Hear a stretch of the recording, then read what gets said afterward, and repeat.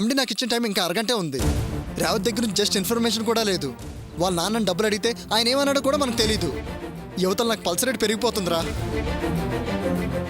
అరే మామ, నేను అంటున్నాను కోపం తెచ్చుకోక గానీ నువ్వే మీ మామ దగ్గరికి వెళ్ళి పరిస్థితి చెప్పి డబ్బులు అడిగితే ఏమైపోతుందిరా? రే, అంతకన్నా నేను జైలుకి వెళ్తే నాకు చాలా బాగుంటుందిరా. కాస్త నా గౌరవం, నా మర్యాద నాకు దక్కుద్ది. చెప్పాను కదరా, ఆఫీస్ నుంచే ఫోను. నాకు చాలా టెన్షన్గా ఉందిరా. ముందు ఆ ఫోన్ ఎత్తి విషయం తెలుసుకోరా. హలో ఇప్పుడు నువ్వు ఎక్కడున్నావు?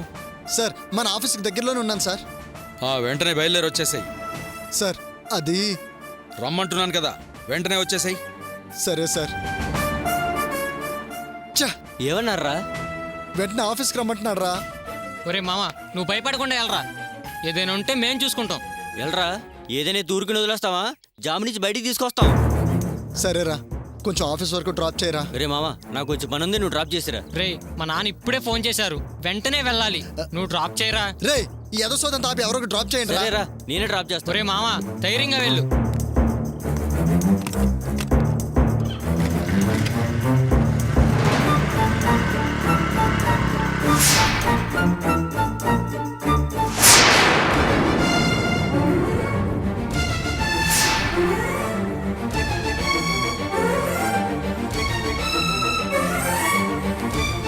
రండి సార్, ఎండి గారు మీకోసమే వెయిట్ చేస్తున్నారు. లోపలికి వెళ్ళండి. ఏంటి సార్ ఆలోచిస్తున్నారు? లోపలికి వెళ్ళండి.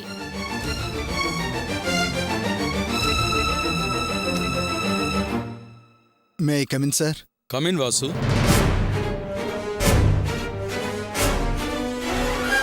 రేవతి, ఏంటయ్యా ఇంకా డల్గా ఉన్నావు? కూర్చో. పర్వాలేదు సార్. నీ భార్య కూర్చుందయ్యా, నువ్వు కూడా కూర్చో. కూర్చో వాసు.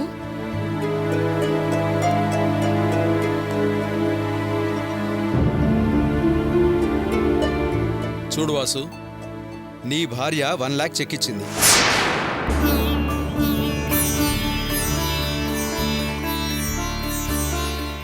నీ అదృష్టం బాగుందయ్యా, ఇన్ టైంలో చెక్ తీసుకొచ్చి ఇచ్చింది.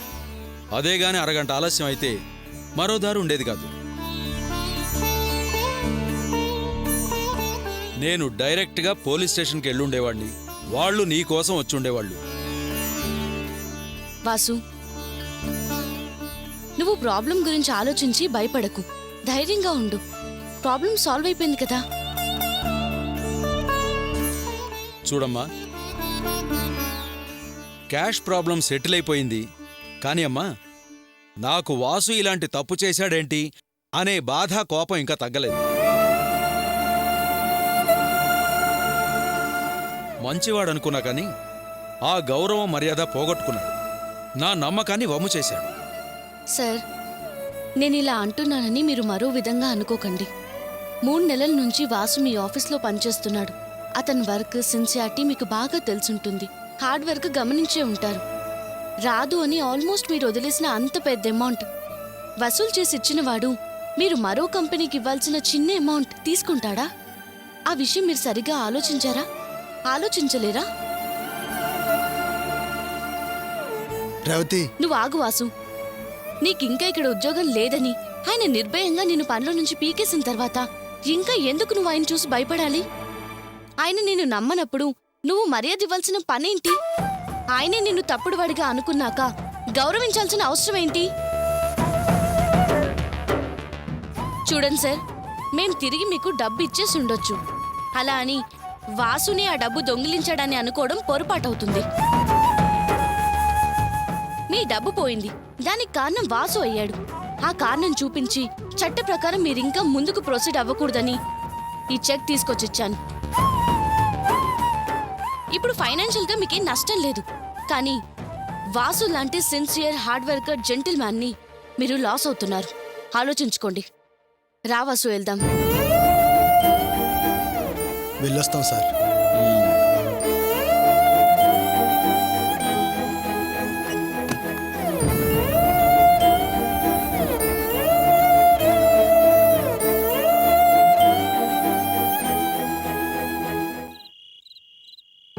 జీవులను 14 లెక్కల చావు పుట్టుకలెక్కడా, ఎవరు చేసిన పాప పుణ్యములను అనుభవించేదెక్కడా సొంత లాభము చూచుకుంటూ చంకలగరేచేదెక్కడా సలసల కాగే నూనెలో జలకమాడేదెక్కడా సొంత లాభము చూచుకుంటూ చంకలగరేచేదెక్కడా సలసల కాగే నూనెలో జలకమాడేదెక్కడా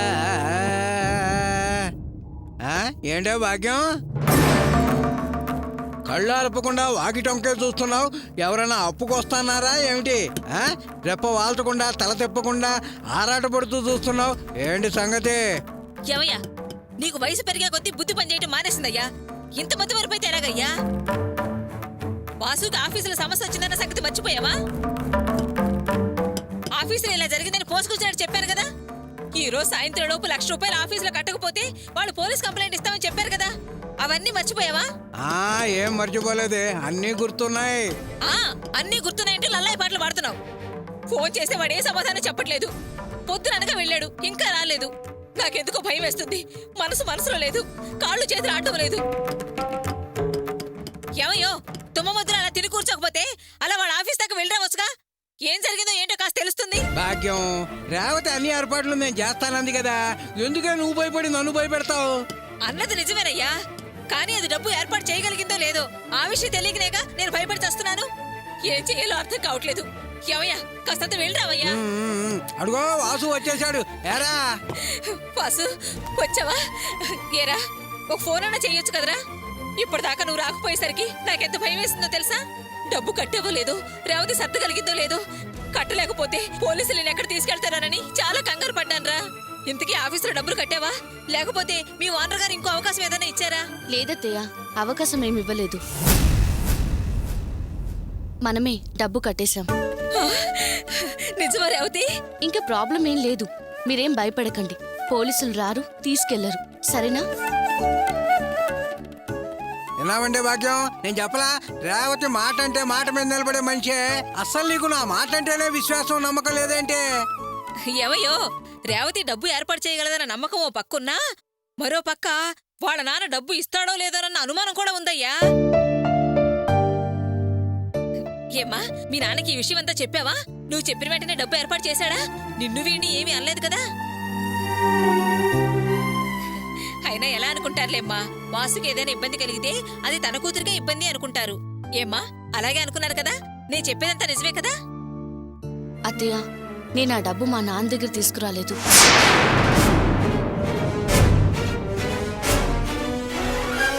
ఏంటి? మీ నాన్న దగ్గర తీసుకురాలేదా? మరి మరి ఎక్కడి నుంచి తెచ్చావు? ఎవరి దగ్గర అప్పు తీసుకొచ్చావా? నేను అప్పు చేయలేదు. ఏంటి రేవతి, మీ నాన్న దగ్గర తీసుకోలేదంటున్నావు, ఎవరి దగ్గర అప్పు చేయలేదంటున్నావు? మరి అంత డబ్బు ఎక్కడదమ్మా? కష్టపడి సంపాదించాను అత్తయ్య. ఏంటి, ఒక్క రోజులో ₹1,00,000 సంపాదించావా? ఏంటమ్మా అంత సంపాదన వచ్చే పని? ఇదిగో నాకు కూడా కొంచెం అర్థమయ్యేలా చెప్పు, నాకు వర్కౌట్ అవుతుందో ట్రై చేస్తాను. ఏం లేదు మావయ్య, మా పిన్ని కూతురు నేహ తెలుసు కదా, అది ఢిల్లీలో పెద్ద మోడల్. అది ఈ మధ్య హైదరాబాద్కి వచ్చినప్పుడు నేను దాన్ని కలుద్దామని వెళ్ళాను మావయ్య.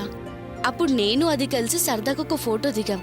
ఒకళ్ళు ఆ ఫోటో చూసి సాంప్రదాయంగా చీరకట్టులో నేను బాగున్నానని, నన్ను ఒక యాడ్ ఫిలింలో నిండుగా చీర కట్టుకుని యాక్ట్ చేయమని నన్ను వెతుక్కుంటూ వచ్చారు.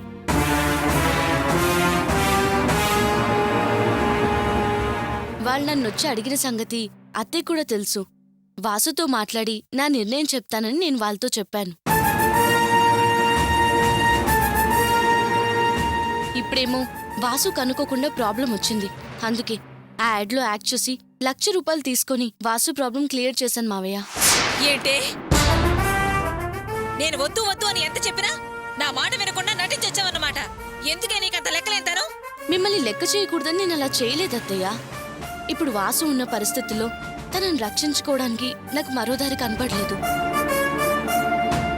ఇకపోతే యాడ్లో నటించే విషయానికొస్తే ముందు నేను యాక్ట్ చేయాలా వద్దా అని చాలా కన్ఫ్యూజన్లో ఉన్నాను. మా నాన్న నటిస్తే తప్పేం లేదన్నారు, పైగా ఎంకరేజ్ చేశారు. అయినా సరే నేను వాసుతో క్లియర్గా మాట్లాడి ఒక నిర్ణయానికి వద్దామనుకున్నాను. కానీ కానీ సరిగ్గా ఆ టైంలోనే వాసు ఆఫీస్ ప్రాబ్లంలో ఇరుక్కుపోయి చాలా టెన్షన్గా ఫీల్ అవుతున్నాడు. ఇంకలాంటి పరిస్థితుల్లో నేనెలా వాసుతో డిస్కస్ చేయను, వాసుని ఎలా సమస్య నుండి బయటపడేయను? అందుకే అలాంటి నిర్ణయం తీసుకోవాల్సి వచ్చింది. ఏంటే నువ్వు పెద్దన కట్టుకుని నిర్ణయం తీసుకునేది? సంసారంలో 1,00,000 సమస్యలు వస్తుంటాయి పోతుంటాయి. మా కుటుంబానికి కాస్తంత గౌరవ మర్యాదలున్నాయి. వాటిని నేను కోడలుగా వచ్చిన దగ్గర నుంచి కాపాడుకుంటూ వస్తున్నాను.